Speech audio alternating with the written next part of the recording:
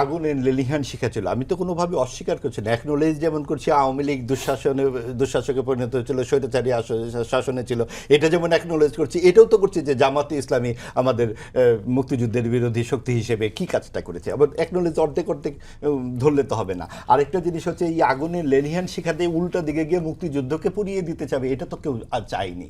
এবং সেটা যখন এই সাম্প্রদায়িক শক্তি এটাকে নিয়ে ভেতর থেকে বেরিয়ে আসছে এবং তারা যখন গুপ্ত অবস্থায় ছিল, যেটা তারেক রহমান সাহেব স্বয়ং বলছেন গুপ্ত হিসেবে তারা ছিল, কাজে এইটাকে তখন আমাদের নানানভাবেই আমাদেরকে অ্যানালাইসিস করতে হচ্ছে যে অবশ্যই এটা গণ অভ্যুত্থান, যেমনটি আরও গুরুত্বপূর্ণ গণ অভ্যুত্থান এর আগেও ছিল।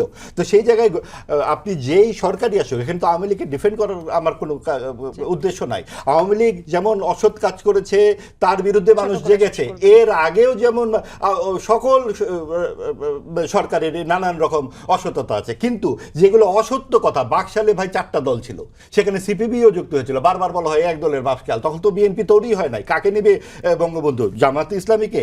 তাহলে তো আর থাকে না, তাহলে তো সেই পাকিস্তানি তৈরি করতে হয়। কাজেই তখনকার বাস্তবতাটাকে ধরেই এগোতে হবে। এবং বাকশাল ছিল বাংলাদেশ কৃষক শ্রমিক আওয়ামী লীগ, এবং সেইটাকে অন্য একটা সমাজতান্ত্রিক আদর্শ থেকে সেটা তৈরি করা হয়েছিল, জাতীয় সরকারের একটা ব্যাপার ছিল। এবং কথায় কথায় মুজিবকে কেন এত আক্রমণ করা হয় জানেন? কারণ ওই যে বাংলাদেশ না বাংলাদেশ, তাদের পেয়ারের পাকিস্তান ভেঙেছে দেখেই তাদের এত রাগ এবং ক্রোধ। সেই রাগ এবং ক্রোধ গিয়ে মিশেছে 24-এর গণ অভ্যুত্থানে, এবং 24-এর গণ অভ্যুত্থানে বারবার করে 32 ভাঙা হলো এবং বুলডোজার দিয়ে ভাঙা হলো, কারণ এটার সাথে 24-এর গণ অভ্যুত্থান কোনো সাংঘর্ষিক ছিল না, কিন্তু ভাঙতে হবে, কারণ কেন বাংলাদেশ না বাংলাদেশ।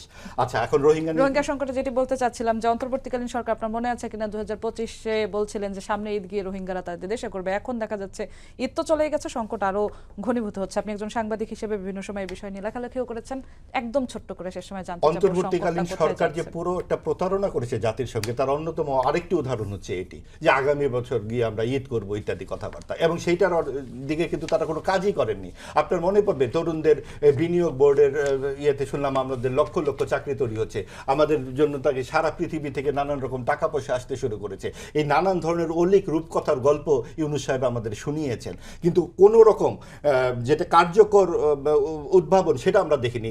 সারাদিন আমরা শুনেছি দিল্লি না ঢাকা, দিল্লি না ঢাকা, এরকম আমরা স্লোগান শুনেছি।